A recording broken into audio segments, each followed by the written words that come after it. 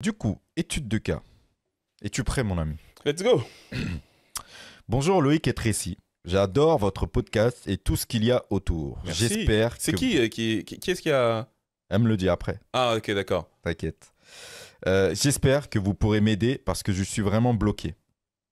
Je m'appelle Marie-Evelyne. Marie-Evelyne. Yep. ME, spéciale dédicace. Je suis marié depuis 15 ans. Nous avons 2 enfants et j'ai la chance d'avoir une bonne carrière qui me permet de très bien gagner ma vie. Mon mari, lui, a un travail stable, mais avec un salaire bien inférieur au mien. Jusqu'ici, ça n'a jamais vraiment posé de problème dans notre couple, Ok. mais aujourd'hui, je ressens une énorme frustration, surtout depuis que je suis un peu ce que vous faites. Mhm. Je veux commencer à investir, à bâtir un patrimoine pour assurer notre avenir et celui de nos enfants. Mais mon mari ne veut rien entendre. Il me dit qu'on vit déjà bien, qu'il ne voit, qu'il ne voit pas l'intérêt de prendre des risques et surtout, l'argent et l'investissement ne l'intéressent pas du tout. Il refuse d'en parler et ça devient un sujet de tension entre nous. J'ai l'impression qu'il me freine, que je suis en train de laisser passer des opportunités juste pour éviter les conflits. Damn. Je me demande, dois-je avancer seul au risque de creuser un fossé entre nous? Comment lui faire comprendre l'importance de construire notre avenir sans qu'il sans qu'il se sente diminué? J'ai peur que l'argent finisse par nous éloigner. C'est deep de ouf, carrément. Que ferais-tu à ma place? Waouh. Marie-Evelyne, déjà, merci beaucoup de partager ça avec nous. Vas-y, frérot. Ouais, ah ouais, là, tu m'envoies. Let's go! Tu m'envoies au feu. C'est une dinguerie. En fait, je dis que c'est une dinguerie parce que c'est extrêmement délicat lorsqu'il s'agit de parler d'argent dans le couple, dans la mesure où on n'a pas la même vision dessus. Et ça, c'est une problématique. Évidemment, Marie-Evelyne, c'est pas pour te tirer dessus, c'est un conseil général. C'est une problématique, malheureusement, qui est tellement négligée, frérot. Je vais me mettre en couple avec cet homme, je vais me mettre en couple avec cette femme, mais on n'a jamais abordé l'argent. C'est-à-dire, qu'est-ce qu'il en est de ta réalité actuellement? C'est-à-dire, voilà, comment ça se passe, tu vois? Éventuellement, on sait le métier, on connaît le métier de la personne, mais on ne sait pas si elle a des dettes, comment elle gère son argent, si c'est quelqu'un d'économe, quelles sont les projections à faire justement sur cette construction de patrimoine. C'est pas des conversations qu'on a. On peut avoir des conversations sur tout, mais pas sur ça. Et ça déjà, c'est partir avec des balles dans le pied de fou en fait. Parce que demain ou après-demain que tu décides de faire des enfants ou pas, ça va avoir une implication, ça va avoir une importance pardon, dans la manière dont tu vas évoluer dans la vie. Il suffit de voir malheureusement le nombre de personnes arrivant à la retraite et bénéficiant du minimum vieillesse. C'est une dinguerie, ok? Donc ça déjà c'est compliqué. Maintenant, une fois qu'on est dans la situation, comment faire? Je vais donner mon point de vue. Oui. En rappelant que je n'ai pas la vérité. Absolument. La vérité absolue n'existe pas réellement. Ok. Moi, ce que je crois, elle nous a dit qu'elle avait des enfants. Hein. Oui, 2. Elle a 2 enfants. Moi, ce que je crois, c'est que arrivé à un certain stade, il y a des notions et des sujets qui sont primordiaux. On vient de le dire, le pourquoi du comment. Et du coup, si monsieur ne veut pas entendre d'avoir à faire le nécessaire avec toi, Marie-Evelyne, pour pouvoir travailler à structurer votre avenir et celui de vos enfants, ben, faut le faire solo, en fait. Et tu sais, ça, c'est quelque chose, notamment, que tu vois beaucoup en Afrique. Tu as beaucoup de mamans, tu vois, notamment, tu sais, qui vont vendre tout un tas de choses. Souvent, ça va être tu sais, du poisson, quoi, ou même des affaires, tu sais, sur le long de la route, qui vont faire un peu d'argent avec. Et ces mamans-là, les gens négligent à quel point déjà elles ont une intelligence financière de fou. Tu sais qu'elles partent de ça pour ensuite construire des maisons. Et elles le font pas avec leur mari ou en collaboration avec... Parfois, certaines, oui, tu vois. Mais je parle d'elles en particulier, qui arrivent à créer des choses toutes seules, en fait.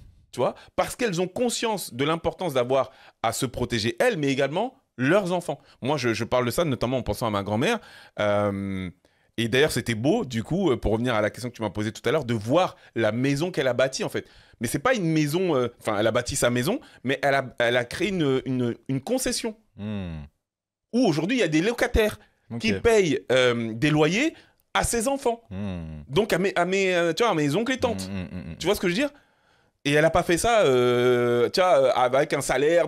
Elle s'est débrouillée toute seule. Je parlais de ça avec mon oncle il n'y a pas longtemps. elle faisait alors, apparemment, elle avait une spécialité, elle faisait des spécialités du bled, mais apparemment, elle a démocratisé un sandwich que tous les gens qui bossaient là et tout s'arrachaient en fait. Et tout cet argent-là, ça lui a permis de créer une concession, frérot, toute seule, tu vois.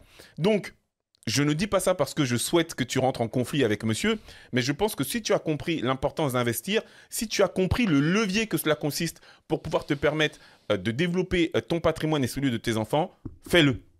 Point. Tout simplement. C'est aussi simple que ça. Déjà, la réalité de Marie-Evelyne, c'est une réalité de beaucoup, beaucoup de personnes parce que sur les 450 personnes qu'on a dans notre programme de l'année Chaos School, il y a beaucoup de femmes qui nous disent ça, tu vois.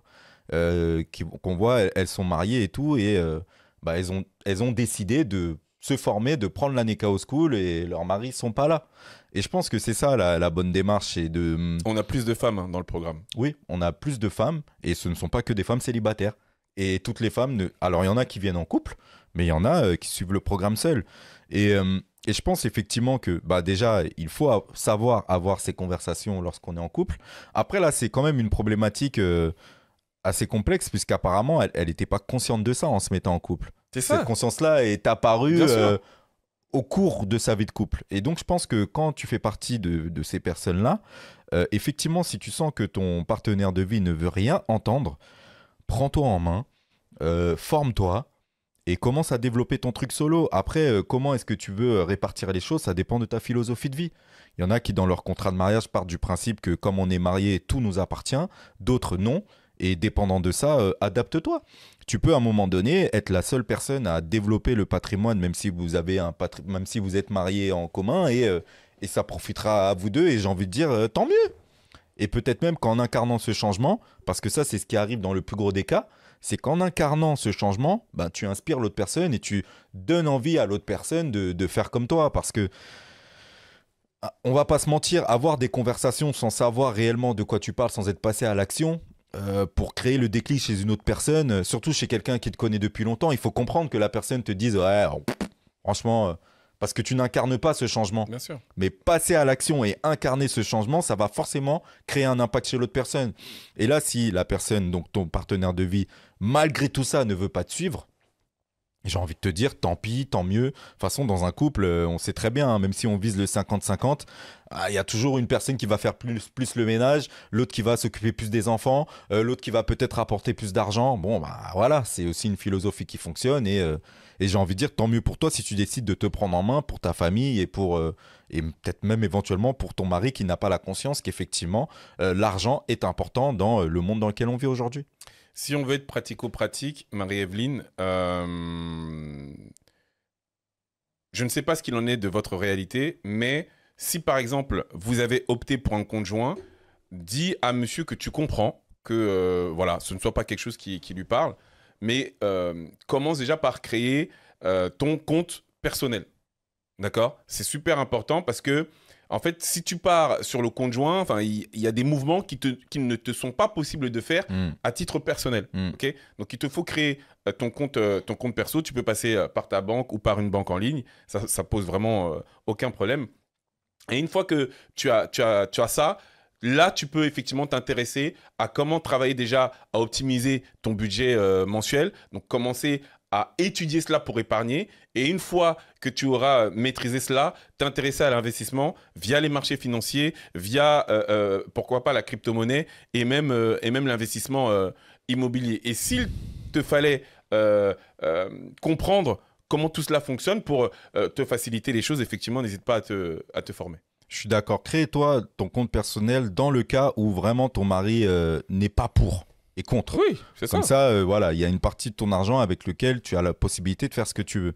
Même maintenant, si tu sens que ton mari est indifférent et que voilà, vous avez décidé que sur votre que sur votre compte commun, vous pouvez faire ce que vous voulez. Voilà, tu peux commencer à développer ton patrimoine avec votre épargne commune. Juste, par contre, le truc auquel il faut faire très attention, je pense, la chose qui est aussi très importante, c'est que si tu sens que tu es la seule personne à faire l'effort pour, dans une part, je veux dire vraiment l'effort financièrement, pas que psychiquement, mais si financièrement, tu es la seule à faire l'effort pour investir en toi et pour investir derrière dans des projets, que ce soit bourse, immobilier, etc., Euh, Fais en sorte de bien te protéger par rapport aux fruits que tu vas récolter. Parce que si c'est pour que la personne vienne te voir 5, 10 ans plus tard et te dise elle n'a pas participé financièrement au truc, mais elle dit ça, c'est les fruits de mon travail, bon, il faut savoir se protéger par rapport à ça.